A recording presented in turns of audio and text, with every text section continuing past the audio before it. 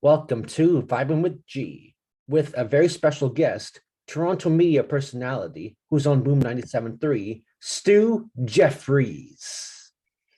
Hey, Graham, good to see you. Good to see you too. Let's get things started, shall we? Okay. Were you always into broadcasting? If not, what were you into back in the good old days?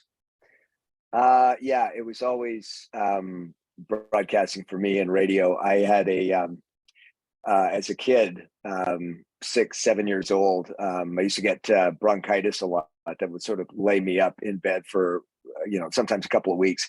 And more times than not, while everybody else was out of the place, I just used my brother's transistor radio, had it bedside, and was just addicted to the stations I listened to at the time and the announcers and all of that stuff. I sort of caught the magic at a really, really young age. So I was fortunate. I knew that that's what I wanted to do, but at the time, I didn't think that I would be able to. I thought radio was for special people with special skills or whatever. I had no idea that that was an actual job that I could get. So when I found out that, well, later in life, when I found out you go to a broadcasting school and maybe, try your luck at it, I was all over it. So, but yeah, it was when I was young, and wasn't even like in bed, sick listening to it. Also, I was always fascinated by this transistor radio that was seemed to be everywhere where we were in our small Winnipeg apartment. The breakfast table was another place where, my mother would, before we got out of bed, she would have the table set already with cereal and whatever the hell we needed to get on our way for the day. And she had that radio playing. And it was, to me, at the time, I wouldn't have been able to articulate it at the time, but to me, I was blown away by the fact that there was a person on the other end of that radio that was talking to us and had no idea who we were. And I thought, wow, that's something. So you could be a part of somebody's life and, you might not even meet them.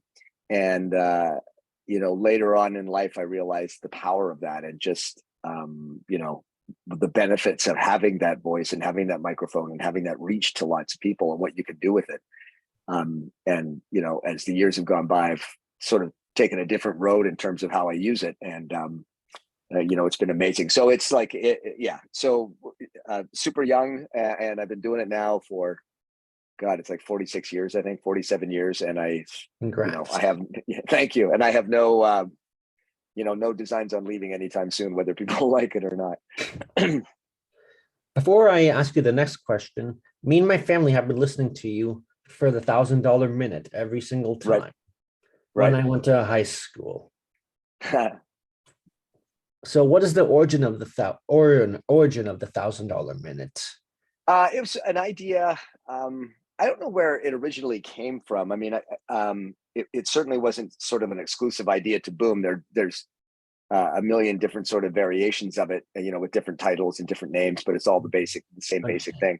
Yeah, and I think it's so it came from, I'm not sure who, but when we decided to do it, we were only going to do it once a morning at 7:45, and it turned out to be so big that they thought, okay, well, let's do it twice. And then, it was still big. So now we do it 3 times. So there's, 3 sets of different questions, 5 days a week. There's a ton of questions generated for that thing. And it's fun, right? I mean, everybody loves trivia. And the one beautiful thing about that game is that even if you're not playing, even if you're not the contestant playing, you're still playing along when you're in your You're car guessing or when the you're at home. answers. Yeah, exactly. And you know what? You're holding your score above the, whatever the other score was when the person playing live. And as many people say, it's a lot easier to not play and yell at the radio as it is to actually be a contestant and play the contest. So yeah, I'm a big fan of it. I love trivia, and I love, I'm the one that does the questions, and it's a challenge to sort of mix it all up each and every day, but it's amazing.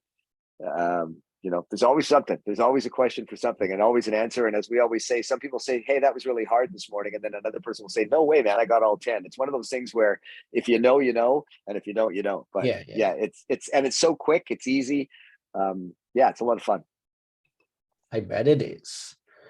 So Boom 97.3 is all about 70s to 90s. But are you into any kind of music from the 2000s to modern time? Oh yeah. I mean, I've got 3 young boys, right? So they keep me young and keep me listening to other things. And yeah, I think my wheelhouse though would probably be 70s, late 60s and 70s were for me.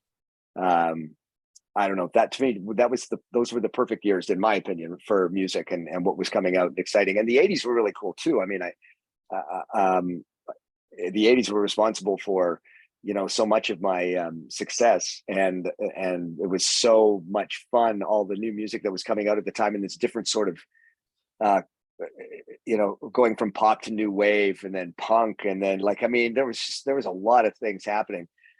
So yeah, it was great. But I would say as much as as much as I listen to new stuff, I'm locked in. I'm locked in 60s and 70s. You'll find that in my whatever playlist I'm listening to or whatever, that music dominates. That's pretty cool. What are all those paint things behind you? The ego wall, the wall of fame. This is just relatively new. My wife and I were going through a bunch of stuff that I'd accumulated over the years, and she thought that it would be a good idea to put it on display in the basement, mind you. Put it on display, and this is where my kids hang out for the most part. And it was one of those things after, and this is just a few of the things after we hung them all up, and was kind of looking at them. It's weird, but it was a moment where I was able to sort of take it all in, what's happened and what I've accumulated and what I've accomplished over the years, and just to look at those pictures as moments in time. It's pretty cool. I kind of like it up there. It's like a scrapbook on the wall, but again, it's in the basement. It's not like anybody's coming in and it's all of a sudden it's a stew house. It's none of that. It's just I love the collection. It's cool. I bet you do. You were born in Richmond, raised in Winnipeg, and now live in Toronto. Have you done any radio around the world? Not internationally, no. But although it's kind of funny now, right? With the internet, we're everybody is everywhere all the time. Yeah. So we get people listening in the morning and saying, "I'm just listening in from Birmingham, England," or whatever, and it's like that sort of stuff just wasn't even a possibility before. So it's kind of cool now. So I guess internationally I am there, but although based in Canada. I worked in my first job was in Yorkton, Saskatchewan in 1979 for an AM station. And then I went to another AM in Regina for CJME. And then I was fortunate to get the CBC gigs, a Good Rockin' Tonight at Switchback. And that was based in Vancouver for a bit and did Vancouver radio there for a while. And then Edmonton. So funny how the years go by and then you can't remember. And then from Vancouver, it was over here to Toronto, and I've been here now since 97. You've been traveling a lot all over Canada. Yeah. And that the travel, Good Rockin' was that was responsible for most of the worldly travel that I had done. And the kids show Switchback, the live kids show, was also fun. We managed to go through all points and corners of this country, so it was pretty cool. Well, thank you for being one of my guests for my YouTube series, Stu. My pleasure. My pleasure.